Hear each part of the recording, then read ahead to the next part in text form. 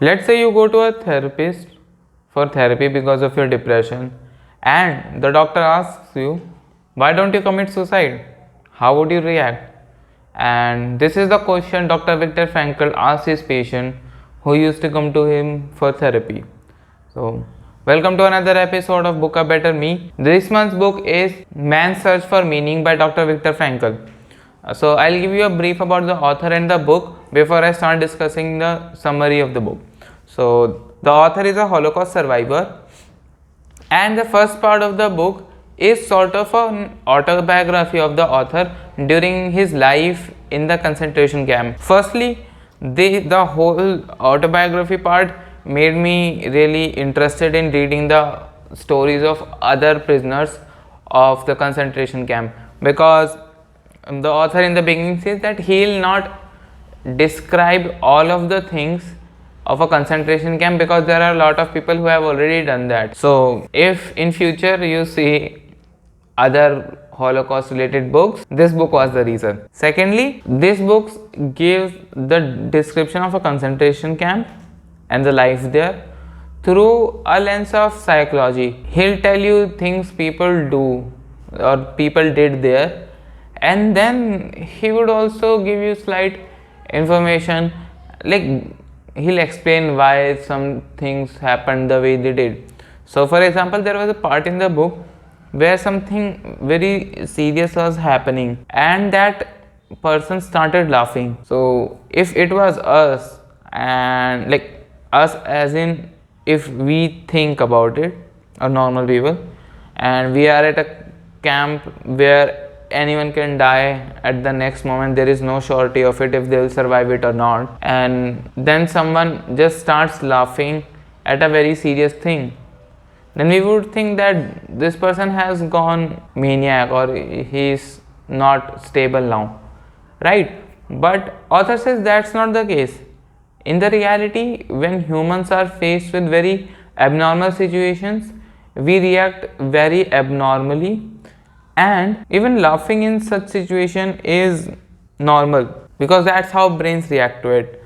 So the whole book was very interesting, and by the end of the book the author answers the question which all of the nihilists ask: what is the meaning of life? So he answers it in the end, and I'll also tell you it in the end. With that, I'll start the summary. But before I do, I'll just like to state that since I have a time constraint in the video, I am not covering the whole summary. I am just covering the most important part in this video. If you want to read the whole summary of the book, you can go and read it in my newsletter. It's completely free of charge. So with that, I'll begin the summary. So in the beginning, the author explains the different aspects of the camp. He tells how the food was given and that the quality of it. So he says that the soup was as thin as water. He also tells about a bonus coupon they would get sometimes, and they could use this bonus coupon to get themselves a cigarette, which they used to exchange it among themselves for more food. So it was very common. He also explains in detail about the camp, how there were a lot of people and they used to live in such unhygienic condition, and the way they were transported from one camp to another. Like I didn't know, but I came to know in this book that the prisoners in the concentration camp were moved from one concentration camp to other on regular basis, and the prisoners were divided into two parts. The first part would be the ones who were good to work. If they were healthy, they could work. They would be used as slaves to do things for them, like build roads, dug holes, all these kind of things. They were not given proper food. In the winters, you would get frostbites and other similar diseases. There were epidemics in the concentration camp, so a lot of mortality came from there too. And the second part is sick. So if you are sick in a concentration camp, you would be taken to the gas chamber, where the people in the camp would try their best to work as hard as they could so as not to appear to be sick. Even then, they would be punished randomly, they would be beaten out of blue by the guards without any reason. They would not be supplied proper medicines for the sick. So the overall the condition was very terrible. And even if someone fell sick and they would be given some time to get well, they would be in such bad conditions that they would just lie down in their urine and feces. So that was the condition in the concentration camp. The reason for his survival is his will to live. Author quotes Nietzsche's words, "He who has a why to live for can bear almost any how." So he basically says that if you have a reason why you want to live, then you could go through any of the conditions and you will still live. And this why is associated with the meaning of life. People ask the meaning of life and expect to hear a very generic answer, that you will ask someone what is the meaning of life and they will tell that it's to grow, be rich, or anything, just a generic answer which is common to all, just like 2 plus 2 is 4. But that's not how it works. Author says every person is unique and each person has a different meaning for life. So he also explains how we can discover our meaning for life. First option is by creating a work or doing a deed. So author says the first one was used by him also. So while author was captured and sent to a concentration camp, he was writing a manuscript, but that manuscript was lost. So he wanted to write that manuscript again after he got freed. He didn't know how much time it would take for him to do so, but he took that time, and that was his meaning in life. So for some people it could be doing something specific, like reaching a goal. That can be meaning in life. Second is by experiencing something or by encountering something. This is like you meet someone or you go through something and then you become of that mindset that okay, I have done this inspired me so much, now I want to do this. It can also contain by meeting the people you love. Let's say your wife and children, they can also be your meaning for life. Like, look at it, a lot of people, like suicidal people, live because they have a loved one and they can't see them hurt. They think that okay, they have this loved one and they don't want to do anything to themselves. So that can be a meaning for life too.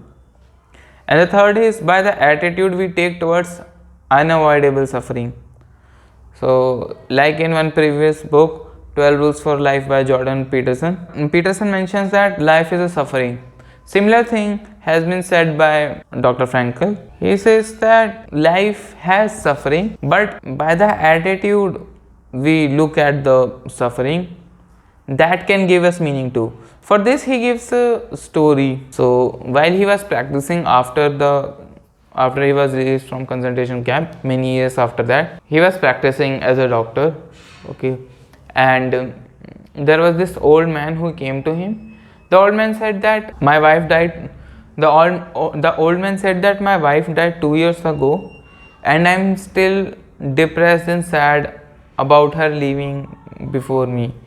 It pains me a lot. The author simply asks him, let's say instead of your wife, you had died, what would have happened to your wife? So the man says that if the places would have been reversed, her wife would be suffering a lot. He wouldn't have wanted that. So with that, the author says, with this mindset and perspective, he found a meaning for his suffering. The meaning for his suffering was that by his suffering, he prevented the suffering of his wife, right? So that was actually a very beautiful way, in my opinion, to look at a suffering. So with these 3 methods, we can all discover the meaning of life. In the book, the author also mentions that people are obsessed with being happy. The common people feel that if you are unhappy, that is a sign of an abnormal thing, and that something is wrong with you. But in reality, it's really not. Being unhappy is a part of finding the meaning to your life. Human state is not supposed to be tensionless always. Tension is supposed to be good.